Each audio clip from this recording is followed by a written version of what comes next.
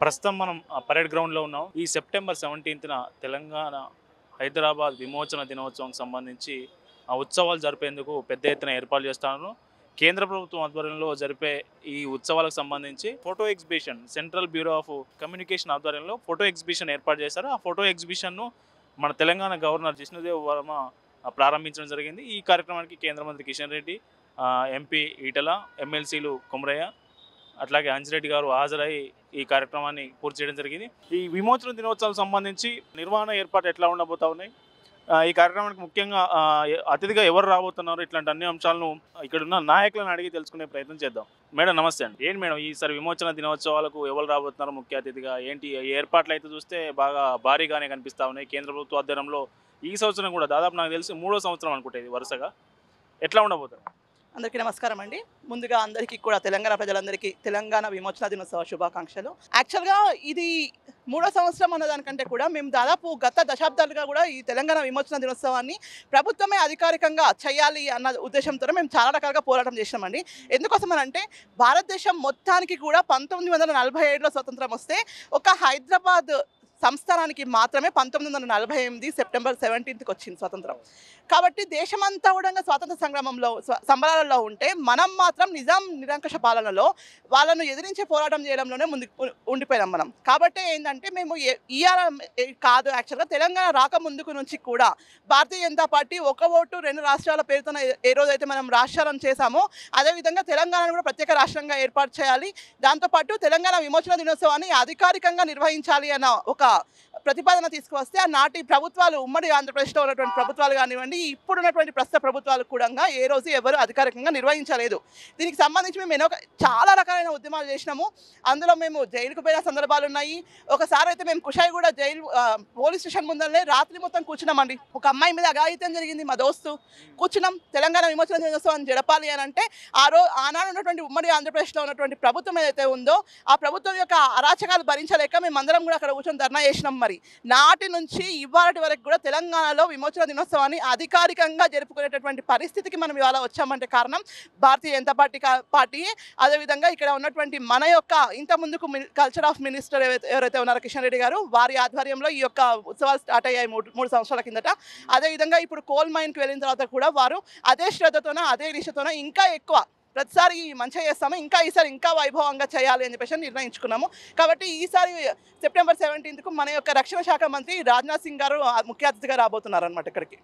Madam మీ వెనుక చూస్తున్నాము చెట్టుకు వేలాడదీసిన ఆ బొమ్మలు కనిపిస్తున్నాయి. ఏంటి, ఎందుకోసం ఏర్పాటు చేశారు? ఈ సీనం ఏంటి అసలు? తెలంగాణలో నైజాం పాలనలో ఎన్ని రకాల అరాచకాలు జరిగాయి అన్నది మనకు ఈ చెట్టే నిదర్శనం అనమాట. ఈ యొక్క చెట్టు మనకు పరకాల నియోజకవర్గంలో ఉన్నటువంటి వీరబైరాన్పల్లిలో సజీవంగా తీసుకొచ్చి అందరినీ కూడా ఉరేశారని, ఆడవాళ్ళను మగవాళ్ళను ఎవరిని కాదనకుండా చిన్నపిల్లలతో సహా తీసుకొచ్చి ఉరేశారు. నేను ఒక పాయింట్ చెప్తాను ఇక్కడ. థాను నాయక్ అనేటువంటి ఒక గిరిజన వ్యక్తి, ఆ చిన్నతనం అనమాట, 16 ఇయర్స్ ఏజ్లో కూడా ఆయన తీసుకెళ్ళి వాళ్ళ అన్నదమ్ములను ఇద్దరిని తీసుకెళ్ళి సజీవంగా చెట్టు కట్టి దహనం చేసేటువంటి పరిస్థితులు నైజాం కాలంలో మేము చూసినాం, మనం ఎదుర్కొన్నాం. అప్పుడు ఆ రోజు ఆ చరిత్ర ఎవరికి తెలియలేదు. థాను నాయక్ ఎవరో తెలియదు మీకు. థాను నాయక్ ఎవరంటే ఏం చెప్తారు ఇవాళ? కానీ ఇవాళ భారతీయ జనతా పార్టీ నరేంద్ర మోడీ గారి నాయకత్వంలో కేంద్ర ప్రభుత్వం తీసుకున్నటువంటి ఇనిషియేటివ్ వల్ల ఎంతోమంది అన్సంగ్ హీరోలు, మనకు తెలియనటువంటి తెలంగాణ వీరులందరూ కూడా మనకి ఇవాళ తెలిసేటట్లు చేశారు. దాంతోపాటు బత్తిని మొగలయ్య గౌడ్ గారు, ఆయన ఎవరికి తెలియదు, జాతీయ జెండా కోసం ఆయన ప్రాణం అర్పించిండు.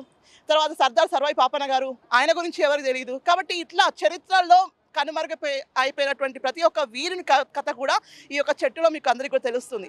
ఎందుకోసం ఇక్కడ వేలాడదీశారంటే వందలాది మందిని ఒక మర్రి చెట్టుకు ఒకటేసారి ఉరి తీస్తే ఆ యొక్క దృశ్యాన్ని మీరు ఒకసారి ఊహించుకోండి.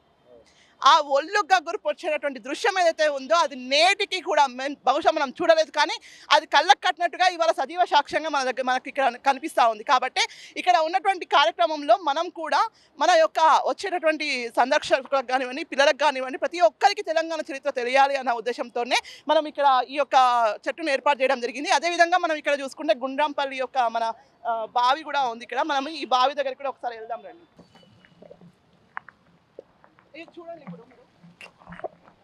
చూడండి ఇప్పుడు మీరు ఈ లోపల ఏవైతే మనము అంటే జస్ట్ ఫర్ ఎగ్జిబిషన్ కోసం ఇది పెట్టాము, బట్ ఇది ఉన్నటువంటి ఏదైతే బావి ఎక్కడైతే ఉందో గుండ్రాంపల్లిలో, అక్కడ జలియన్ వాలా బాగ్ మీరు పంజాబ్లో చూస్తుంటారు.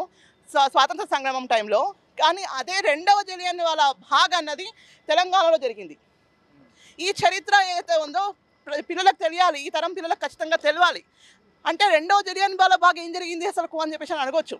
కానీ నిజాం యొక్క నిరంకుశ పాలనకు వ్యతిరేకంగా నగ్నంగా బట్టలు ఇప్పించి బతుకమ్మ ఆడిపించిన గుండ్రంపల్లిలో ఆ ఆడబిడ్డలను ఎంత వేదనకు గురి చేస్తుంటే వాళ్ళు వెళ్ళి ఆ బావిలో దుంకి చచ్చిపోయి ఉంటారు చెప్పండి.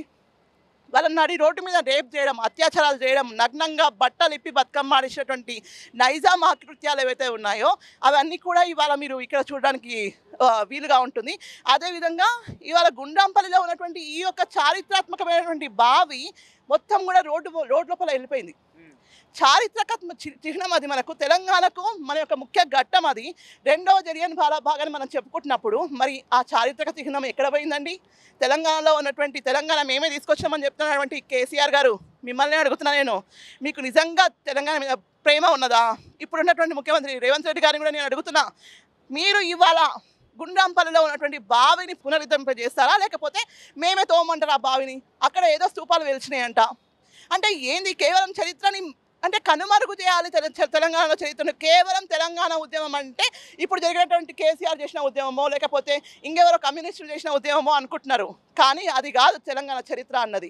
నిజమైన తెలంగాణ చరిత్ర ఏదో తెలుసుకోవాలంటే ఒక్కసారి మీరు నల్గొండ పోండి, ఒక్కసారి మీరు వరంగల్ పోండి, ఒక్కసారి మీరు తెలంగాణలో ఉన్నటువంటి ప్రతి ఒక్క పల్లెని తిరగండి. మేము తిరిగినాం ఇవాళ తెలంగాణ చరిత్ర కోసం అని చెప్పేసి అని.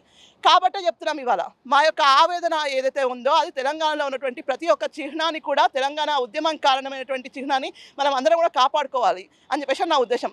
ఇంకా లోపల కూడా ఎగ్జిబిషన్ నడుస్తూ ఉంది. ఎగ్జిబిషన్లో కూడా మనకు రకరకాలైనటువంటి చిత్రపటాలు ఉన్నాయి. అదేవిధంగా మన యొక్క తెలంగాణ అమరవీరుల గురించి కూడా లోపల ఉంది. అవన్నీ కూడా మీరు తీసుకోవడానికి వీలుగా ఉంటుంది. కాబట్టి ప్రతి ఒక్కరికి ఒకటే అప్పీల్, భారీ సంఖ్యలో ఈ యొక్క తెలంగాణ విమోచన దినోత్సవానికి రావాలి. ఎందుకంటే తెలంగాణ విమోచన దినోత్సవం కాదు, ఇది తెలంగాణకు స్వాతంత్ర దినోత్సవం. ఈ స్వాతంత్ర దినోత్సవాన్ని మనం అందరం కూడా చాలా గర్వంగా, గొప్పగా, అదేవిధంగా ఎంతో మంచిగా జరుపుకోవాలని చెప్పేసి నా యొక్క ఉద్దేశం. అందరికీ జెండా వందనం అంటే రెండు సార్లు వస్తుంది, కానీ తెలంగాణ ప్రజలకు 3 సార్లు జరుపుకునేటటువంటి అవకాశం ఉందండి. అది మన తెలంగాణ యొక్క గొప్పతనము, అదే మన యొక్క తెలంగాణ యొక్క చరిత్ర. కాబట్టి ప్రతి ఒక్కరు కూడా తెలుసుకోవాలి. అదేవిధంగా అందరూ కూడా ఈ యొక్క సెప్టెంబర్ 17కు రావాలి అని చెప్పేసి నేను మనసారా కోరుకుంటున్నాను. ఇది మొత్తానికి నిజాం కాలంలో ఉన్నటువంటి అరాచకాలు ఏదైతే ఎట్లా ఉన్నాయో ఆ అరాచకాలను నేటి పిల్లలకు, భవిష్యత్ తరాలకు స్పష్టంగా తెలియజేసేందుకే ఈ గుండ్రాంపల్లి బావి కావచ్చు, అట్లాగే చెట్టు కావచ్చు, చెట్టుకు వేలాడదీసినటువంటి వారు కావచ్చు, వాటన్నిటిని ఏర్పాటు చేసినట్లు హైందవ్ రెడ్డి గారు మనతో పాటు చెప్తా ఉన్నారు. కెమెరామెన్ కిరణ్తో పెరేడ్ గ్రౌండ్.